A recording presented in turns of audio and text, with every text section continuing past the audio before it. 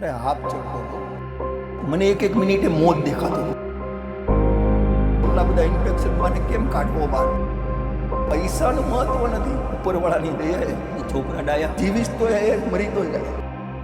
જયેશ છોટાલાલ ગાંધી અને ભાવનગરનો વતની છું. મને શરૂઆતમાં દાદરા ચડું ને ત્યારે હાફ ચડતો હતો. એટલે મને એમ કે ઠીક છે, હાફ મસ્તો ચડતો હોય ઉંમરની હિસાબે, 60 વર્ષ થઈ ગયા. એટલે પછી મને કોકે કીધું કે કેડીમાં મુકેશ પટેલ કરીને છે. પછી મેં એને બતાવ્યું કેડીમાં. થોડો ટાઈમ મુકેશભાઈને બતાવ્યું. પછી એણે મને ડુમરા સાહેબ આરે મોકલ્યા. બરોબર, ડુમરા સાહેબ આગળ ગયો, બહુ સરસ ડૉક્ટર. મને એણે સમજાવ્યો કે ભાઈ આમાં ઓપરેશનની રિક્વાયરમેન્ટ છે, લંગ ટ્રાન્સપ્લાન્ટની. ને મને કીધું મારી સાથે 8 વર્ષથી જોગિંગમાં ને જીમમાં લંગ ટ્રાન્સપ્લાન્ટ વાળો પેશન્ટ મારી હારે રહે છે એટલે કોઈ પ્રોબ્લેમ નથી. પછી હું ત્યાંથી સીધો આવ્યો ને, મેં ડુમરા સાહેબને કીધું મારું કરી નાખો ભાઈ. એટલે તમે કીધું કે તમને નહીં વાંધો આવે. એટલે મને ઓર હિંમત આવી ગઈ. એટલે મેં પછી આ રજિસ્ટ્રેશન કરાવી નાખ્યું.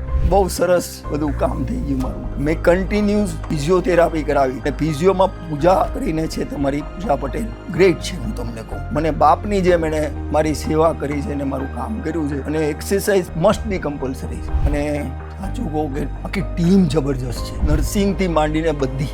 અને પ્રદીપ સર, ભાવિન સર, પછી નીરવ મહારાજ છે, માનસી મેડમ, એ લોકો એ છે ને મને એક મિનિટે મોત દેખાતું. પણ પ્રદીપ સર આવે, ભાવિન સર આવે, બધું સરસ છે, બધું સરસ છે. કોઈ દી મને કરવા ન દીધું. બહુ હિંમત આવે. ઓક્સિજન વહી ગયું એટલે એક તો જિંદગીની અંદર બહુ મોટી વસ્તુ હોય ગઈ. એટલા બધા ઇન્ફેક્શન મને કેમ કાઢવો બહાર? પણ વોળે બહુ ધ્યાન રાખ્યું અને મને આખી ટીમે એટલો સહકાર આપ્યો છે કે કેડીને હું નહીં ભૂલી શકું. ખરેખર જો અંદરથી હિંમત હોય તો આઈની ટીમ તમને કોઈ રીતે વાંધો નહીં આવવા દે અને તમને ઊભા કરી દેશે.